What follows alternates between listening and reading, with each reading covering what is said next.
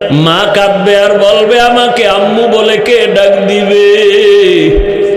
রাতের 12টা-1টা বাজলেই ঘরের দরজায় এসে বলতো আম্মু দরজা খুলে দাও।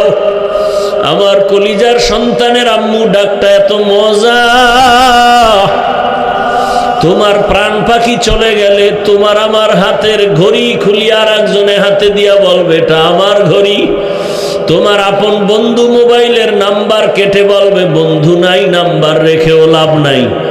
তোমার আমার গায়ের গেঞ্জিটা বেলেট দিয়ে কেটে কেটে রেখে দিবে। বাবা টেলিফোন করে বলবে একদল বাজারে যাও, কাফনের কাপড় কিনিয়ে আনো। আর একদলকে বলবে বাঁশবাগানে যায় তাড়াতাড়ি কবর খনন কর। আর একদলকে বলবে তাড়াতাড়ি ঘরের পিছনে গরম পানি করিয়া মশারি টানাও। ওরে তোমার আমার দেহটারে ঘর থেকে টেনে টেনে ঘরের বাহিরে নামাইয়া কিসের ঠান্ডা আজকে রাতেও যদি ঘুমাও। ওরে জানো না মায়ের মনে কত মায়া, ঘুরা ঘুরা দেখে তোমার গায়ে শীতের মধ্যে কম্বল নাই, মা টাইনা টাইনা কম্বল দেয়।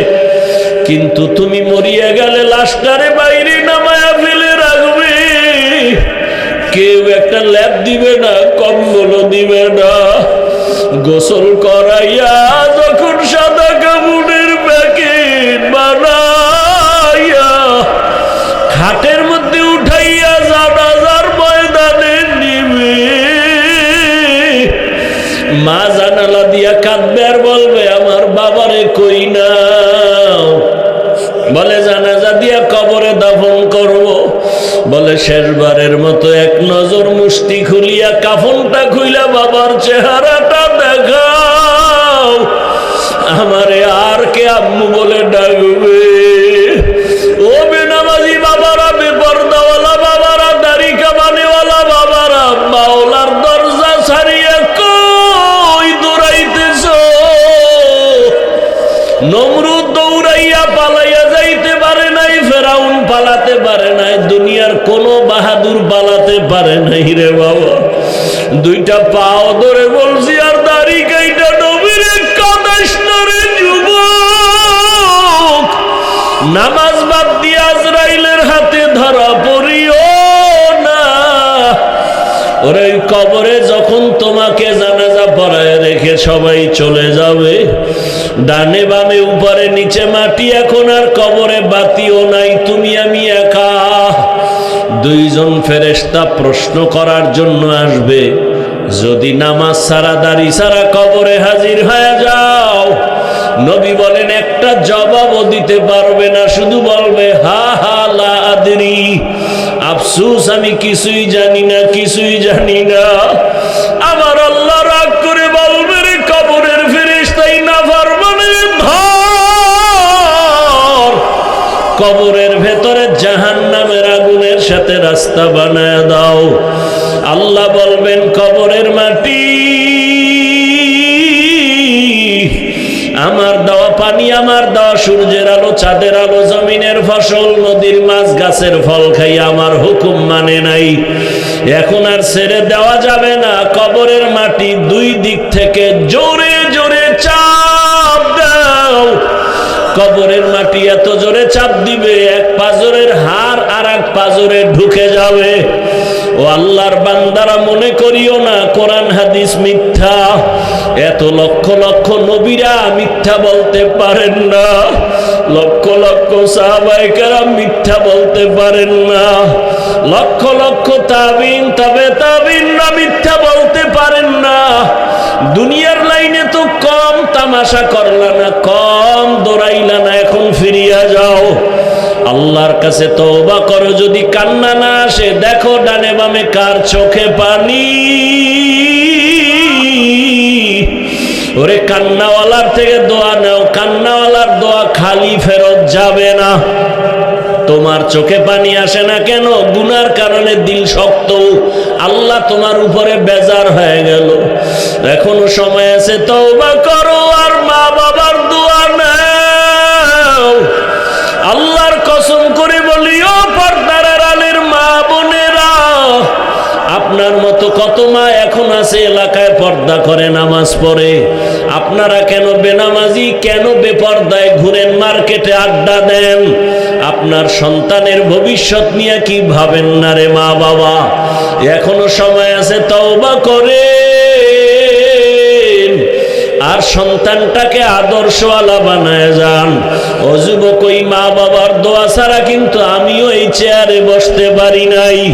যতই বাহাদুরি করো, মা বাবার চোখের পানি আর দোয়ায় তুমি পরীক্ষায় ভালো নাম্বার পেয়েছো, টাকা পয়সা গাড়ি বাড়ির মালিক হয়েছো। ওই মা বাবা থাকলে এখনো সময় আছে, দোয়া নাও। ওর এখানে এমন কিছু বান্দা আছে যাদের বাবাও নাই, মাও নাই। মোনাজাতের পরে বাসায় গিয়ে অনেকে মা বলে ডাকবে, যার মা নাই তার কলিজাটা ছিঁড়িয়া যাবে, যার বাবা নাই তার কলিজা ভেঙ্গে যাবে। ওই মা বাবা যারা হারায় ফেলছো, চোখের পানি ছেড়ে দোয়া করো। আর যার মা বাবা বেঁচে আছে, বাবারে পাইলে দোয়া নিও। বাসায় যাইয়া যুবকেরা মাকে বলো, মা আমি বেয়াদবি করে ফেলেছি, আজকে মোনাজাতে কান্না আসে নাই, অনেকের চোখে পানি দেখেছি, মা তুমি আমারে দোয়া করো, কত বেয়াদবি মূলক কথা বলেছি, তুমি গোপনে কান্না করেছো, আজ আমার মাথায় হাত দিয়া দোয়া করিয়া দেও। মায়া যদি মাথায় হাত দিয়া দোয়া করে, বলে আরশে আজিমের মালিক, আমার কলিজার সন্তানটাকে কবুল করে নাও, তোমার জীবনের সব বন্ধ দরওয়াজা খুলে যাবে। ও আমার যুবক বাবারা, বৃদ্ধ বাবাজিরা, পর্দার আড়ালের মা বোনেরা, তওবা করার যদি অন্তর তৈরি হয়, মুনাফিকি না থাকে, খাঁটি তওবার নিয়ত যাদের আছে, দুটো হাত আমার আল্লাহকে দেখায়া দাও। আয় আল্লাহ, হাতগুলো কবুল করে নেন, তওবা কবুল করে নেন, তওবার উপরে মজবুত হইয়া চলার মতো তৌফিক দান করেন, আমিন। বাবায় সন্তানকে বলে, বাবা তুমি বাজারে যাও, টাকা দিয়ে দিছে, দুপুরে আমার খুব ভালো মহব্বতের উচ্চ পর্যায়ের মেহমান আসবে, তুমি মাছ বাজারে গিয়া মাছ, চাল, ডাল, তরকারি কিনে নিয়ে আসো, তুমি আসলেই রান্না হবে, মেহমান খাবে। সন্তান এইভাবে ফ্রিলি বাজারে যায় না। আজকে টাকা পাইয়া খুব খুশি, বাজারে গেছে, বাজারে গিয়ে দেখে, হায় হায়, আমি তো চার দেয়ালে ছিলাম, কিন্তু সুন্দর রঙিন দুনিয়া, রং বেরঙের, খুব সাজানো গুলশান। আবার দেখে বাজারের পাশে গান চলে, আবার কোথাও নাচ চলে। ও তো দেখে নাই, দেখে খুব খুশি মনে দাঁড়ায় দাঁড়ায় গান শুনতেছে, নাচ দেখতেছে। এই পাল্লায় পড়িয়া হঠাৎ করে 10টা বাজে আসছে, ঘণ্টাখানেকের মধ্যে চলে যাবে, এই পাল্লায় মাতোয়ারা হয়ে গেছে, জোহরের আজান দিয়ে দিছে। ও জিব্বায় কামড় দিছে, হায় হায়, আজকে তো আমার উপায় নেই। ওদিকে বাবায় একটা বেত নিয়ে দাঁড়ানো, আজকে বাজার নিয়ে আসলেও ভিড়ামু, বাজার না আনলেও ভিড়ামু। ওর মায়ের মাফ নেই। দৌড়ায় গেছে তরকারির বাজার, মাছ বাজার সব শেষ প্রায়। এমন সময় মোটামুটি যা পাইছে নিবে, মাপজোপ হয়ে গেছে, ব্যাগে ভরা হয়ে গেছে, পকেটে হাত দিয়ে দেখে বাবায় যে টাকা দিছিল তাও হারায় গেছে। এবার মাথা আরো গরম।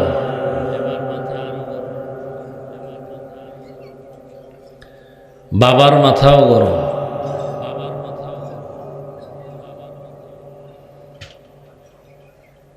বাবায় অপেক্ষা আছে, একে মারবে, সন্তানও ভয়ে ভয়ে যাচ্ছে, কি করব? না বাজার হলো, না টাকা ফেরত দিতে পারলেও তো হইতো, সবই হারিয়ে ফেললাম। এবার কোনো ক্ষমার যোগ্যতারও আমার কোনো কাজ নেই, অযোগ্য আমি ক্ষমার, আজ আমার শাস্তি পেতেই হবে।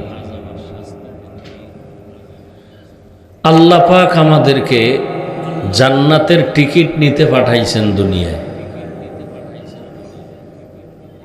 আর এই দুনিয়া নামক জায়গা রং বেরঙের সাজ দিয়া সাজানো।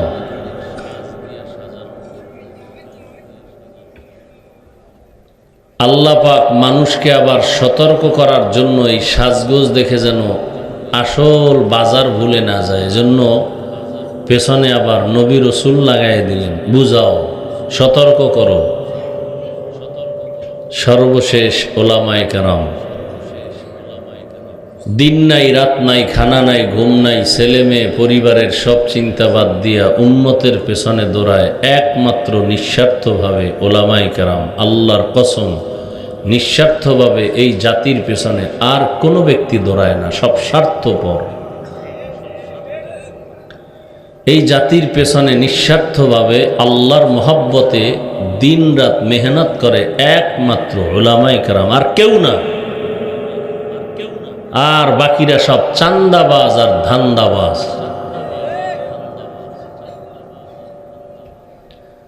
দুনিয়াতে কাজ কি? জান্নাতের টিকিট রেডি করবে।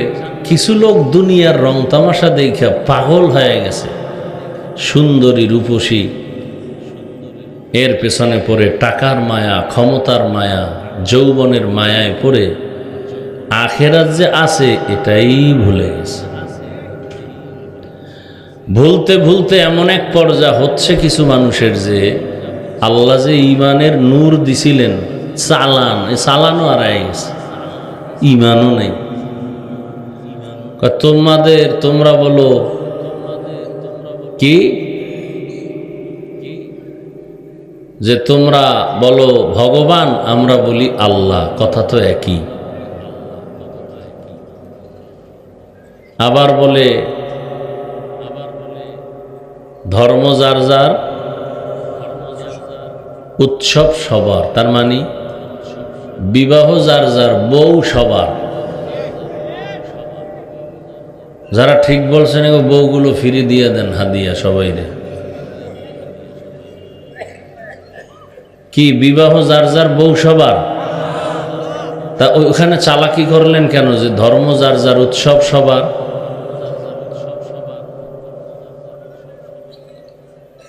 মানে ইমানা থাকলেও আছে, না থাকলেও নাই, টেনশন নেই। আহা, আমরাও তো আপনাদের সামনে চলাফেরা করি, আমরা মানুষ, আমরা এত ঠেকা কি আপনাকে পাও ধরে ধরে বুঝানের? বলেন তো, এত ঠেকা? নিজের বাড়ি ঘর ছেলে মেয়ে বাদ দিয়ে আপনাদের পেছনে ঘুরতেছি, পাও ধরে ধরে বুঝাই, এত ঠেকাটা কি? শুধু আমি তাবলিগওয়ালাদের মেহনত, পীর মাশায়েখের মেহনত, বক্তাদের মেহনত, জুমার খতিবের মেহনত, এরপরে পেছনে সাহাবায়ে কেরামদের, তাবেঈনদের মেহনত, নবী রসুলদের মেহনত, মাইলকে মাইল জায়গা হেঁটে হেঁটে হেঁটে হেঁটে গিয়া নবী যুদ্ধ করছেন ইসলামের জন্য, পেটে নিজে পাথর বাঁধছেন ইসলামের জন্য, মানুষকে বুঝাইছেন। মানুষ গালি দেয়, নবী গালি দেন না, জবাবও দেন না। আহা, তায়েফের ময়দানে পাথর মারতেছে, নবীজির শরীরে মশা মাছি পড়া হারাম, অথচ সেই শরীর থেকে রক্ত পড়ে জুতা আটকায় গেছে। আল্লাহ সহ্য করতে না পেরে জিব্রাইলকে পাঠায় বলে, এখন তায়েফ উল্টায় সব শেষ করো। নবী কয়, মাইরো না। মানে চিন্তা করতে পারেন এই বিষয়গুলো? আসলে ঠেকাটা কি? আপনার কবরে আপনি যাবেন, আপনার জবাব আপনি দিবেন, আমগো আপনার পাও ধরার দরকারটা কি? এবার বুঝেন যে আসলেই একটা কিছু আছে, একটা কিছু আছে। আপনারে বুঝাই আপনার কল্যাণ, আপনার শান্তি চাই, আপনি দেন গালি। আমরা চাই আপনার শান্তি। কিভাবে আপনার পরিবার নিয়ে শান্তিতে থাকবেন, ছেলে মেয়েরা সম্মানে থাকবে, মানুষ আপনাকে ভালো জানবে, স্ত্রী আপনাকে ভালো জানবে, এলাকার মানুষ আপনাদেরকে নিয়ে দোয়া করবে, বয়ান তো এগুলি। অথচ বিনিময়ে আপনারা দেন গালি। হুজুর ভালো না, হুজুর খারাপ, এই খারাপ সেই খারাপ। আসলে একটু চিন্তা করা দরকার, কিছু আছে। না হয় নবীজি কাঁদলেন কেন? 10 জন সাহাবার টিকিট আসছে ডাইরেক্ট, এরা জান্নাতি। এর মধ্যে একজনের প্রথম ব্যক্তির নাম কি জানা থাকলে বলবেন? দ্বিতীয় কে? তৃতীয় কে? উসমান। চতুর্থ রাদিয়াল্লাহু আনহুম। দেখেন তো তাদের ইতিহাস। জান্নাতের টিকিট হাতে রেডি, কমপ্লিট। এরপরেও তাদের কি পরিমাণ কান্না। একটা ঘটনা শুনেই। নবীজির অভ্যাস ছিল এশা পরেই ঘুমায় যাইতেন, কারো সাথে কোনো কথা বলতেন না। আর নবীর ঘুমটা ছিল চোখ বন্ধ, কলব খোলা।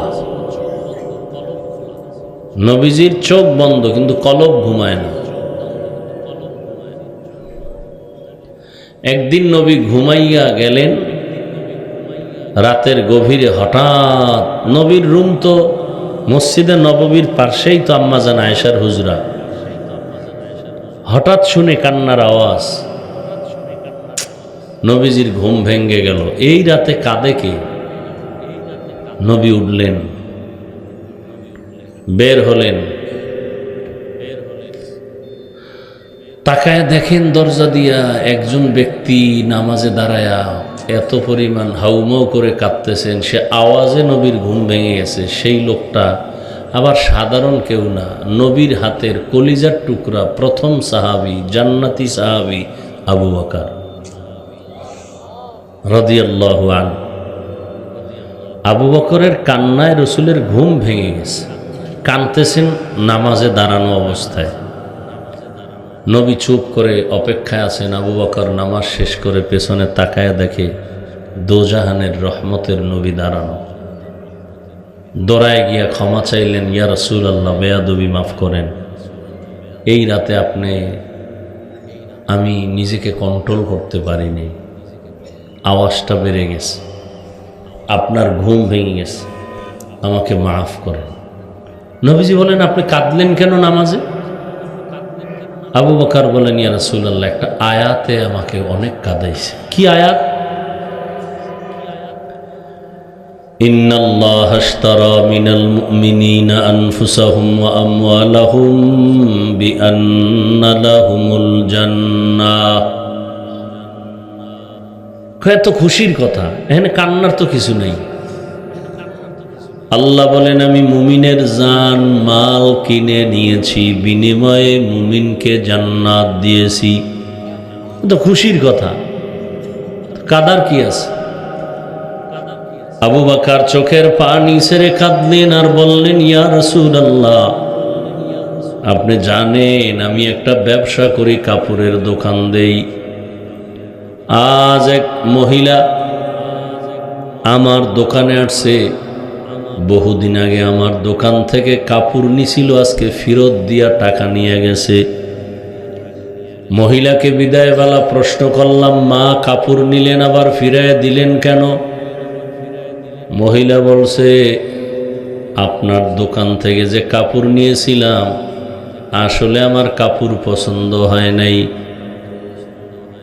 আসবো বলে ব্যস্ততার কারণে আসতেও পারি নাই।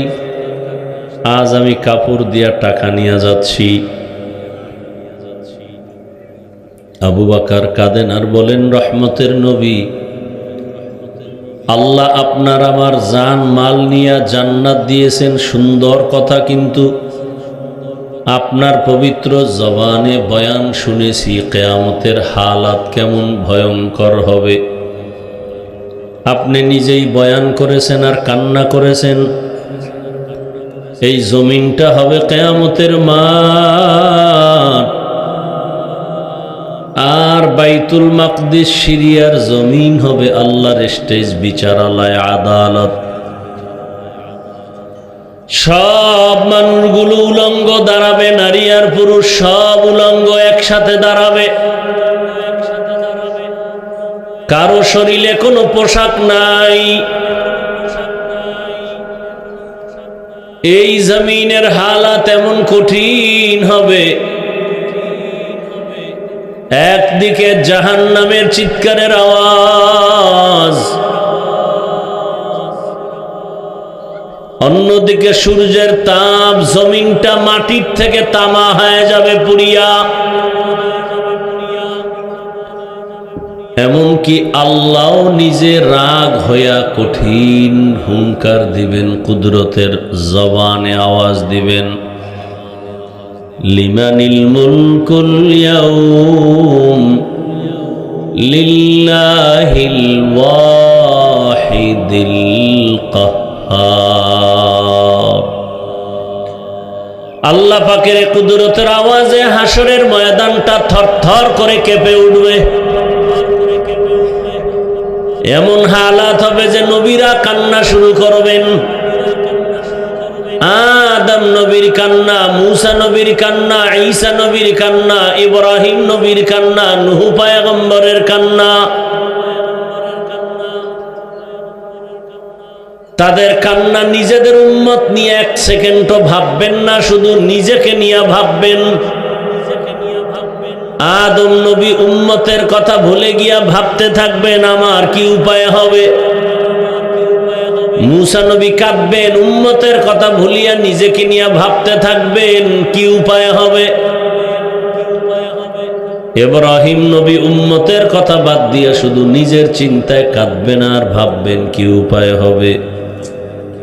ও নবী, আপনিই বয়ান করেছেন ওই কঠিন সময় আল্লাহ আবার হুঙ্কার দিবেন, কঠিন হুঙ্কার। ওয়ামতাজুল ইয়াউমা আইয়ুহাল মুজরিমুন।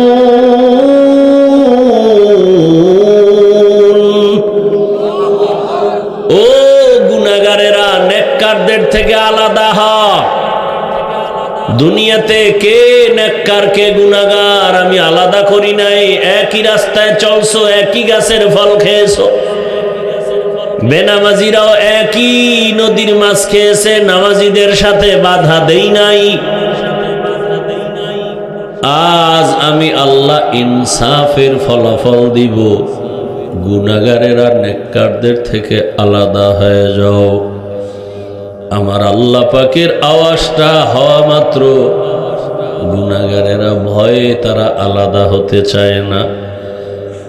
আজ আমাকে ধরে ফেলবে ভয়।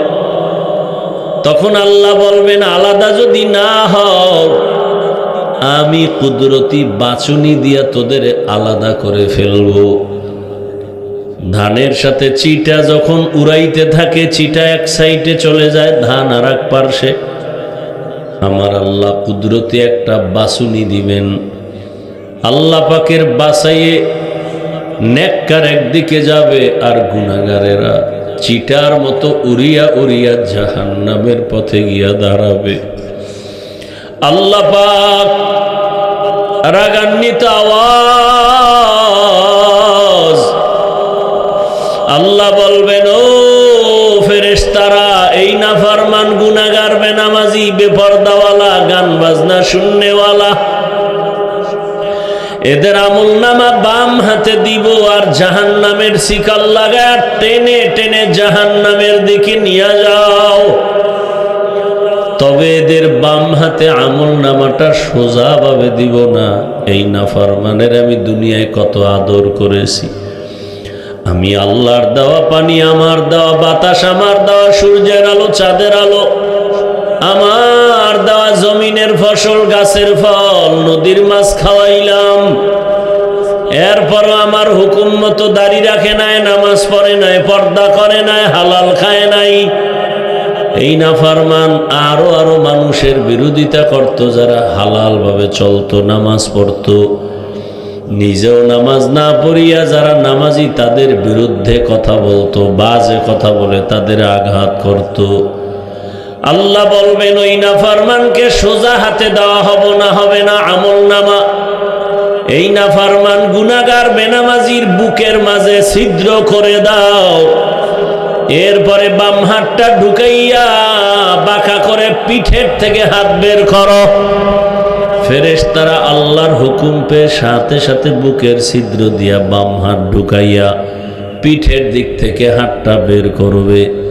আল্লাহ পাক হাতে আমল নামা দিবেন, দিয়া বলবেন ইকরা কিতাবাকা কাফা বিনাফসিকাল ইয়াউমা আলাইকা হাসিবা। জীবনে কি অন্যায় কি ন্যায় করছো হিসাবটা নিজেই মিলাও। ফেরেশতারা বলবে আল্লাহ বান্দার আমল নামা পিঠের হাতে, কিন্তু চোখ সামনে পড়বে কেমনে? আল্লাহ আবার রাগান্বিত হয়ে বলবেন এই নাফরমানের আর সুযোগ দেওয়া হবে না। এই বেপরদাওয়ালা বেনামাজির ঘাড় ধরিয়া মোচড় দাও, বাঁকা করে পিছনে ফিরাও। সাথে সাথে জাহান্নামের দায়িত্বে ফেরেশতারা ঘাড় মোচড় দিয়া পেছন দিকে ফিরাইয়া দিবে।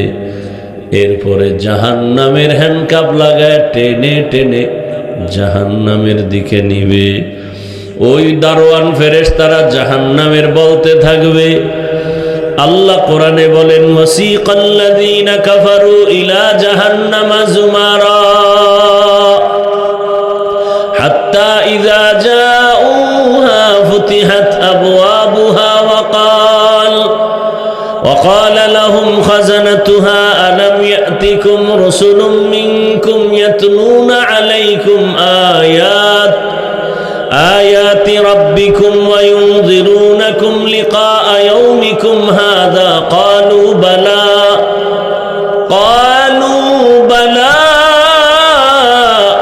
ولكن حقت كلمة العذاب على الكافرين।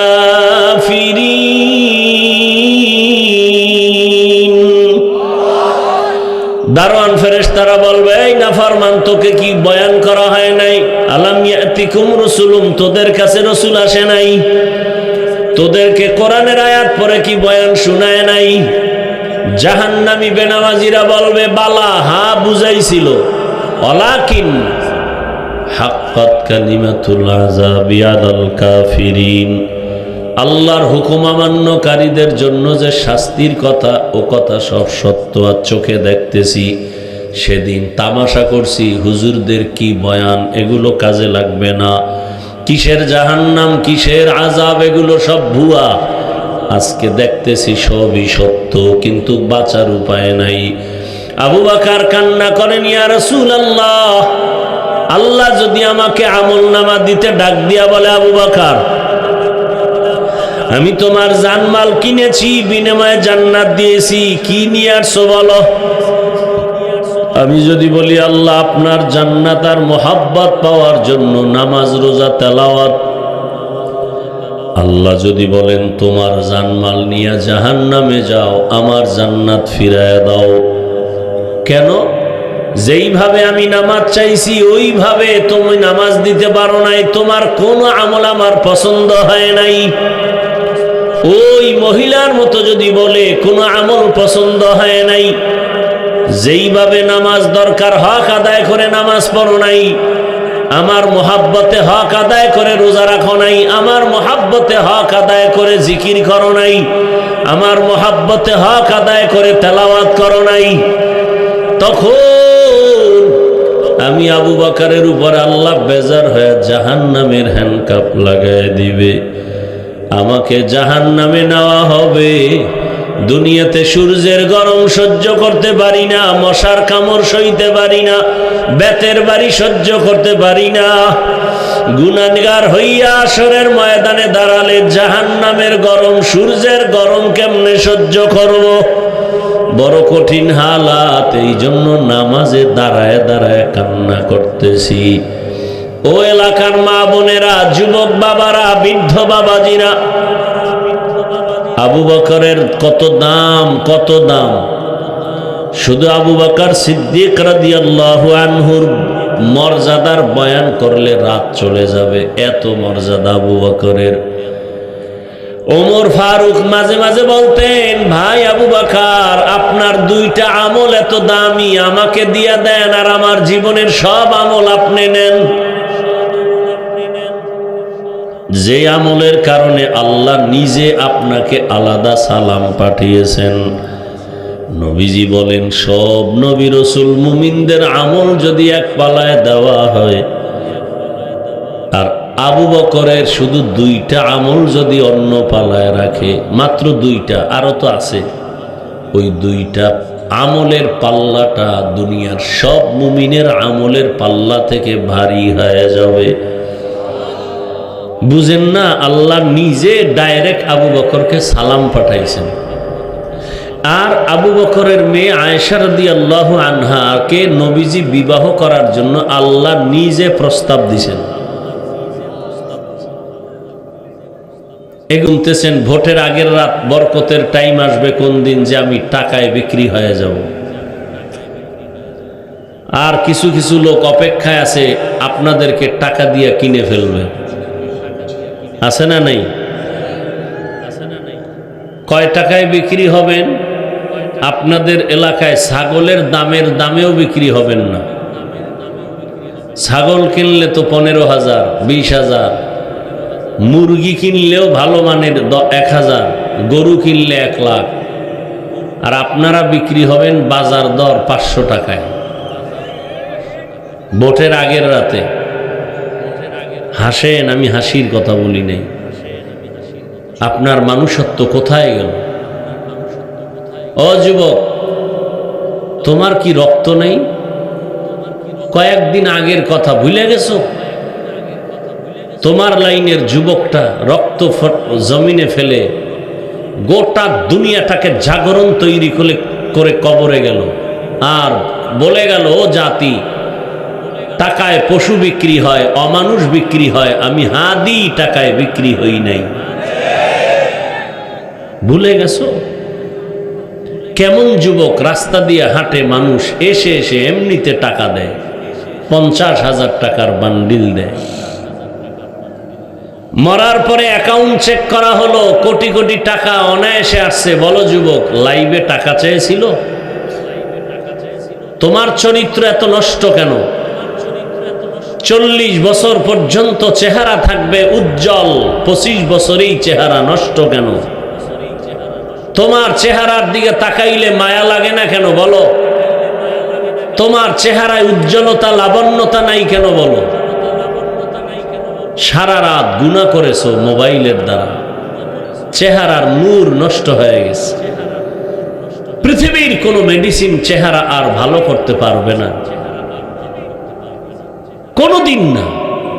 হ্যাঁ, একটা সুযোগ আছে, পৃথিবীর মানুষের হাতের বানানো কোনো ক্রিম, কোনো মেডিসিন না দিয়া 5 ওয়াক্ত ওযু বানায় নামাজ পড়ো, নতুন করে চেহারা আবার নূরের আলোতে উদ্ভাসিত হয়ে যাবে, আকর্ষণ বেড়ে যাবে, মানুষের মায়া বেড়ে যাবে।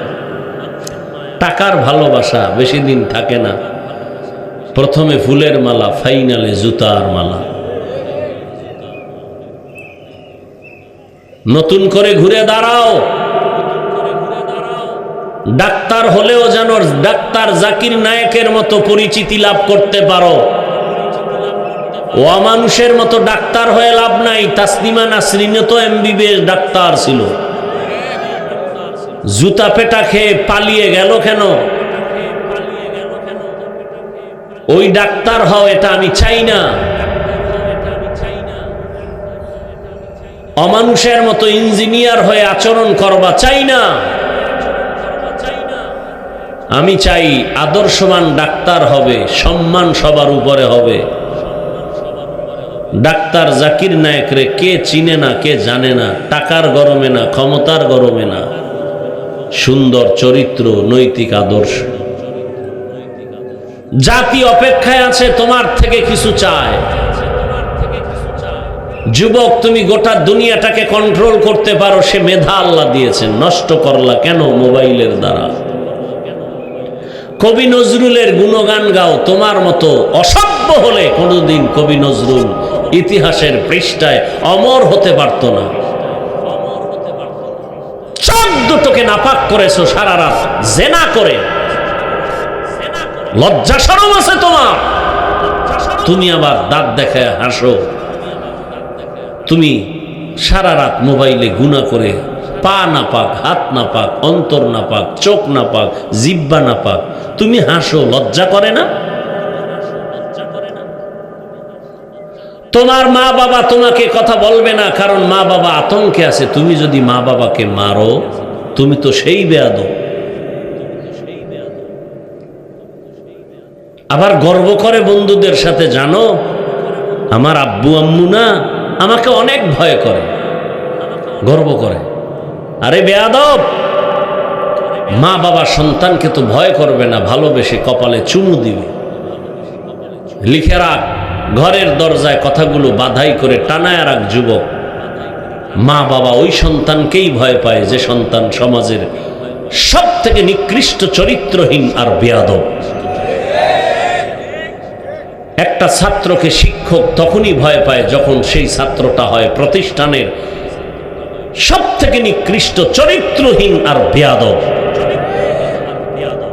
ভদ্র নম্র চরিত্রবান সন্তান ছাত্রকে কোনোদিন মা বাবা শিক্ষক ভয় করবে না, বরং আলিঙ্গন করবে, কপালে চুমু খাবে। কি আদর্শ পেলা! তুমি মরে গেলে তোমার মা বলবে আলহামদুলিল্লাহ, ইন্না লিল্লাহ বলবে না। কারণ এই বেয়াদবের কারণে অনেক জায়গায় মুখ দেখাতে পারি না। এই কপাল লইয়া দুনিয়াতে আসছো। ও অভিশপ্ত সন্তান, নতুন করে ঘুরে দাঁড়াও, তওবা করো। ডাক্তার হও, ধন্যবাদ, তবে বেয়াদব হও না। ইঞ্জিনিয়ার হও, বেয়াদব হও না। ওসি ডিসি এসপি হও, এমপি হও, বেয়াদব হও না। তোমার আচরণে কোনোদিন যেন মা বাপ, মুরব্বীরা, আলেমরা কষ্ট না পায়। আমি চ্যালেঞ্জ দিয়ে গেলাম, ডাক্তার হও, সর্বোচ্চ সম্মানে থাকবা, তবে শর্ত চরিত্র ঠিক রাখতে হবে। চরিত্র জীবনের অমূল্য সম্পদ। চরিত্র নষ্ট হলেই যেই র্যাব, আর্মি, পুলিশ স্যালিউট দেয়, ওরাই হ্যান্ডকাপ লাগায়। চরিত্র নষ্ট এ কারণে। একবার দিছে স্যালিউট, এখন হ্যান্ডকাপ লাগায় বলে জেলখানায় যাও, রেস্ট নাও।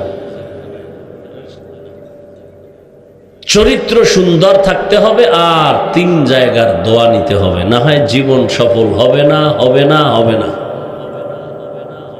3 জায়গার দোয়া যদি থাকে, তুমি 0 থেকে হিরো, আমি চ্যালেঞ্জ দিয়া বলে গেলাম। আর ওই 3 জায়গা থেকে যদি হঠাৎ আল্লাহ না করুন বরদোয়া লেগে যায়, লিখে রাখো, তাও মরার আগে বিছানায় পঙ্গু হয়ে ধুকে ধুকে মরবা, লিখে রাখো। 5 ওয়াক্ত নামাজ, চরিত্র ঠিক রেখে 3 জায়গার দোয়া নাও। মা বাবার দোয়া, শিক্ষকের দোয়া, ওলামায়ে কেরামের দোয়া। তোমার জীবন সফল। তুমি গরিব ফ্যামিলির হলেও আল্লাহ তোমাকে এমন সম্মান দিবে, 2 হাত দিয়া টাকা নিয়ে শেষ করতে পারবা না। এ সম্মান কে দিবেন? আমি হাফিজুর রহমান, কে জানে আমার বাড়ি কই, কোথায়, বঙ্গোপসাগর, কুয়াকাটা, বাংলাদেশের এক সীমান্ত বাহির এলাকা। আর এক এলাকায় আসছি, মানুষ সিরিয়াল দিয়া ডেট নিতে গিয়া কত বার যোগাযোগ করে পায় না, পায় না। লক্ষ লক্ষ টাকা দিবে চাইলেই, যা চান তাই দিবে। এটা তো টাকা দিয়েই সম্মান অর্জন করা যায় না। আমার আল্লাহ দয়া করে দিয়েছেন। তা আপনার ঘরে এরকম সন্তান আছে তো কাজে লাগান। আমার দিক না পারেন আর এক লাইনে কাজে লাগান। ডাক্তার হোক, সমস্যা কি? ইঞ্জিনিয়ার হোক, ওসি হোক, চেয়ারম্যান হোক, সমস্যা কোথায়? বানান। যুবকরা আমাকে সাক্ষী দাও, তোমার মতো যুবক জীবনে মাদ্রাসায় পড়েনি, তোমার লাইনে থেকে স্কুলে কলেজে 5 ওয়াক্ত নামাজি আছে কি? যুবক সত্য কথা বলো, আছে? আজকে তুমি ঘরে গিয়া বাতি বন্ধ করে একা একা তোমার নিজের পায়ের জুতা খুইলা কপালে একটা বাড়ি মারবা, কেউ যেন দেখে না, আর নিজেরে বলবা, এই কপাল পোড়া বেঈমান, তোর স্কুলের ছেলে যদি নামাজ পড়ে তুই পারো না কেন? তোর কপালে তো খারাপ কেন? তোমার মতো যুবক র্যাব, আর্মি, পুলিশ, বিডিআরের চাকরি করে, দাড়িওয়ালা নামাজি, অভাব নাই, তুমি পারো না কেন? তোমার মতো যুবক রাস্তায় গাড়ি চালায়, নামাজ পড়ে, তুমি পারো না কেন? কি ওই 3 জায়গার থেকে কোনো এক জায়গার অভিশাপ লাগাইছো? আমার মনে হয় অভিশাপ লাগছে। ময়দানে কৃষি কাজ করে নামাজ পড়ে, বলো তুমি পারো না কেন? নদীর মধ্যে মাছ ধরে নামাজ পড়ে, নৌকায় বসে বসে নামাজ পড়ে, নামাজ ছাড়ে না, বলো তুমি কেন পারো না? এই যে আমি এত কষ্ট হচ্ছে, বলতে পারি না যে কত অসুস্থ বয়ান করতেছি, একবারও কিন্তু বলি না আমার মতো হুজুর হও, একবারও বলি না আমি হুজুর, তারপরও কাউকে হুজুর বানাবার বয়ান কিন্তু করি নাই। আমি কওমি মাদ্রাসার তাজা সন্তান, কিন্তু একবারও বলি না স্কুলে তালা দিয়া কওমি মাদ্রাসায় যাও। আমি দাওয়াত ও তাবলীগের লাইনের তাজা সন্তান, কিন্তু একবারও বলি না তাবলীগে না গেলে জাহান্নামে যাইবা। আমি ভালো হক্কানি তাজা পীরের মুরিদ, শুধু তাই না, পীর মুরিদির বিরোধিতা যারা করে আমি তাদেরকে চ্যালেঞ্জ দিছি সারা বাংলাদেশে। যারা পীর মুরিদি ওলিয়া উলিয়া মানে না, ওরা কোরআন মানে না, ওরা বুখারী শরীফ মানে না, ওরা ভণ্ড, ওদের যারা ভণ্ড বলবে না তারাও ভণ্ড। আমি সেই চ্যালেঞ্জওয়ালা বান্দা, অথচ এই বয়ানে একবারও বলি নাই পীরের কাছে যাও। বরং আমি বলি তুমি ডাক্তার হও, ইঞ্জিনিয়ার হও, প্রফেসর হও। তার মানে কি মাদ্রাসাওয়ালাদের বলছি? হ্যাঁ, যারা জেনারেল লাইনে আসো চাকরি করো করো, মাদ্রাসা লাইনে তো আমাদের আলেম ওলামা মুফতি মুহাদ্দিসের অভাব নাই, আর এই লাইনে বয়ান করনেওয়ালারও অভাব নাই। আমি ভিন্ন আঙ্গিকে বুঝায় গেলাম, যুবক তোমার মতো যুবক ডাক্তার, তোমার মতো জেনারেল লাইনের ডাক্তার নামাজ পড়ে, দাড়ি রাখে, কোরআন তেলাওয়াত করে, রুগী দেখে, আবার মা বাবার জন্য দোয়া করে। যদি সুযোগ থাকে ঢাকা যাও, গিয়া ঢাকা কলেজের বারান্দায় দাঁড়ায় দেখো কত ছেলেরা ঢাকা কলেজে মাথায় পাগড়ি, বড় দাড়ি, বড় জামা পরে আছে, মনে হয় মসজিদের কোনো খতিব, অথচ আরবি ভালো করে পারে না। আমি তো বানায় বলি না বাবা, নাকি বানায় বলতেছি? তোমার চোখের সামনে সব উদাহরণ দিচ্ছি, এরপরও তোমার কপাল না খুললে, তাহলে এটা কেমন কপাল জানো? ওই কপাল রসুলের বয়ানেও খুলে না। তোমার কপাল যদি এতই খারাপ হয় তো বুঝে নাও তোমার কপাল এত খারাপ যে রসুল বয়ান করলেও খুলবে না। রসুলের বয়ানে যার কপাল খুলে না, এ কত বড় বেঈমান। আবু জাহাল এত নবীরে দেখলো, বয়ান শুনলো, কালেমা পড়লো না, অথচ যেই রসুলকে এক নজর দেখলেই জাহান্নামের আগুন হারাম, দীর্ঘদিনের পেটের ক্ষুধা নিবারণ হয়, যে রসুলের শরীর মোবারকের ঘাম থেকে মেশকের ঘেরান, মশা মাছি পড়ে না, সেই রসুলের বয়ান শুনে আবু জাহাল কালেমা পড়ে না। আর 27 বছরের একটা যুবক তরবারি নিয়ে যায় আমার নবীকে জবাই করবে, কাছে গিয়া চেহারা মুবারক দেখা তরবারি ফালাইয়া মাপ চায়ার বলে, রসুল মাফ করে দেন, কালেমা পড়াইয়া দেন। আবু জাহিল্লা 13 বছর নবীর পাশে বয়া বয়া খানা খায়, মজা করে, কালেমা পড়ে না। আর ওমরের মতো বান্দা 27 বছরে তরবারি নিয়ে নবীকে জবাই করতে গিয়া কালেমাওয়ালা হয়ে গেল, এর নাম কপাল। আবু জাহাল নাই, ওমর নাই, কিন্তু ওই মেজাজের কিছু মানুষ এ প্যান্ডেলে আছে, বয়ান শুনবে কপাল খারাপ, বাইরে গিয়া বিড়ি টানবে আর বলবে বয়ানের এই লাইনটা ভালো, ওই লাইনটা খারাপ, অথচ ওর বউ যে খারাপ, ওর মাইয়া নামাজ পড়ে না ও খারাপ, ওর ছেলে বিড়ি টানে নেশা করে খারাপ, এ নিয়ে ভাবে না হুজুর খারাপ। এরকম বেয়াদব আছে না নাই? চরম বেয়াদব। আর একদল ওমরের মেজাজওয়ালা, হঠাৎ করে দিলের মধ্যে একটা চোট লাগবে, বাড়ি লাগবে, আহ জীবনে তো কত দাড়ি কাটলাম, কত নামাজ ছাড়লাম, পার্কে পার্কে ঘুরলাম, অথচ চোখের সামনে দেখি ঘুমের মধ্যে কত মানুষ লাশ হয়ে যায়। জীবনে মনের চাহিদা পূরণে গুনাহ তো কম করি নাই, না আর করব না, কোন দিন মরণ হবে জানা নাই। আমি আজরাইলের হাতে বেনামাজি অবস্থায়, দাড়িবিহীন অবস্থায় ধরা দিতে চাই না। হঠাৎ চিন্তার সাগরে পড়ে আল্লাহকে ডাকবে মনে মনে, হে আল্লাহ, তোমার নাফরমানি করে ফেলেছি, আর করব না, তুমি মাফ করে দাও। আর নামাজ ছাড়বো না, দাড়ি কাটবো না, বেপরদায় চলবো না। মা বাবার দোয়া, শিক্ষকের দোয়া, উলামায়ে কেরামের দোয়া পরামর্শ নিয়ে নবীর তরিকায় আদর্শ মেনে চলবো। ওমরের মেজাজওয়ালারা এখান থেকে তওবা করে ফজরে গিয়া মসজিদে হাজির হয়ে যাবে। ইমাম সাহেব দেখে দিল খুশি, এলাকার মুরব্বীরা দেখে খুশি। সামনে বলবে না, পেছনে বলবে ছেলেটা স্কুলে পড়লেও তার চরিত্র ভালো, ব্যবহার ভালো। হাত উঠাইয়া দোয়া করা লাগে না, দিল খুশি, এটাই বড় দোয়া।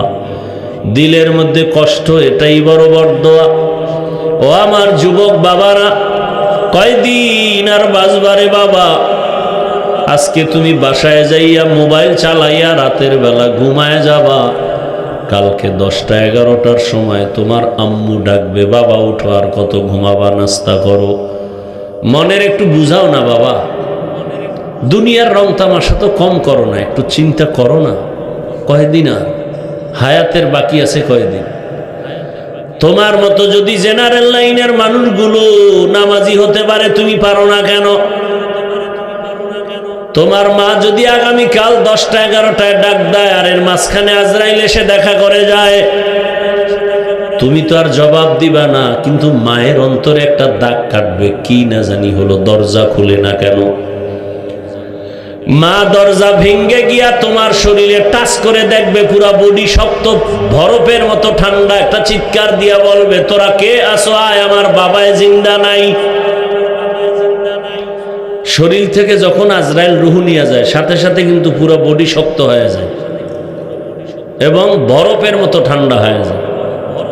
এই যুবক, একটু চোখ বন্ধ করে ভাবতো, আল্লাহ কুদরতি ক্ষমতা দিলে দেখবি সব। মায়ে কান্দে, বাবে কান্দে। বাবায় বলতেছে, টেলিফোন করে বলে, ইমাম সাহেব, আমার সন্তানটা মরে গেল, আপনি জানাজা না দিয়া কোথাও যাবেন না।